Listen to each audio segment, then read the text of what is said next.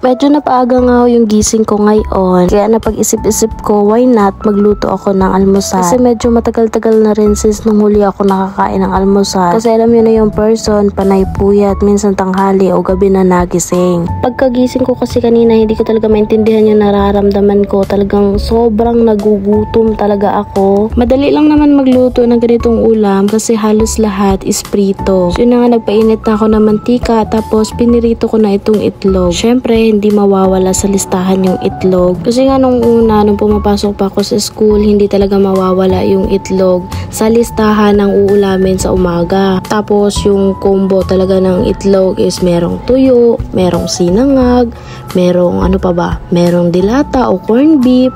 'Di ba? Nakakamiss yung ganung ulam nung pumapasok pa ako sa school. Tapos alam nyo ba, before, madalang lang talaga kami makapag-ulam ng hotdog kasi alam nyo na, kapos, kapag yung baon talaga namin sa school is hotdog, feeling namin apakayaman na talaga namin. Tapos minsan pa nga, wala kaming ulam na baon sa school. Tapos diba, bibigyan kami ng tatay namin ng ng 10 pesos. Yung 5 pesos noon, ipambibili namin ng bihon sa kantin. Tapos diba before, yung bihon, yung 5 pisong bihon, napakarami na nun. Mauubos mo na yung isang baon ng kanin. Kaya sobrang thankful ko talaga ngayon na may trabaho na ako. Tapos nakakain ko na yung mga yung mga ulam na gusto ko.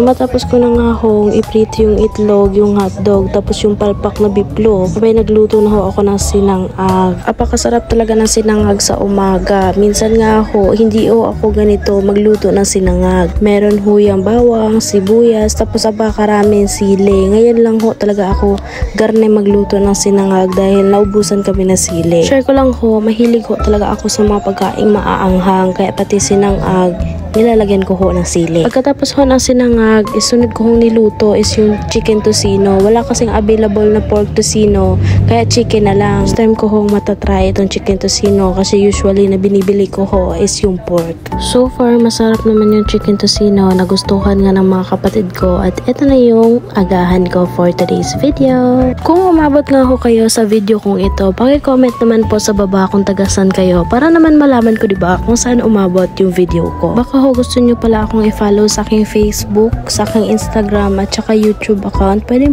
nyo pong i-visit ang aking mga social media account. Pero kung gusto nyo lang din naman. Medyo na parami-rami nga yung kain ko ngayon. Kasi nga diba matagal-tagal din since nung huli akong nakakain ng agahan. Kaya sobrang namimiss ko talaga yung ganitong ulam. Kaya nga ini-enjoy ko lang. Baka kasi diba bukas tanghali na naman ako ulit magising. Tapos hindi ko na sure kung kailan ako ulit makakapag-agahan. Tapos para bagang nag-flashback sa akin yung kalagayan namin before. Actually hindi naman kami yumaman ngayon. May trabaho lang ako. Ako makita lang ako ng pera. Para bagang hindi na tulad dati na kapag itlog lang talaga. Ngayon kapag gusto kong kumain ng hotdog na may kasamang itlog, may kasamang tocino, kaya ko nang bilhin. Lagi nyo lang iisipin na kapag nasa mahirap kayo na sitwasyon, hindi kayo palaging nasa ganyan. Magsumikap lang kayo at makakalis din kayo sa ganyang sitwasyon.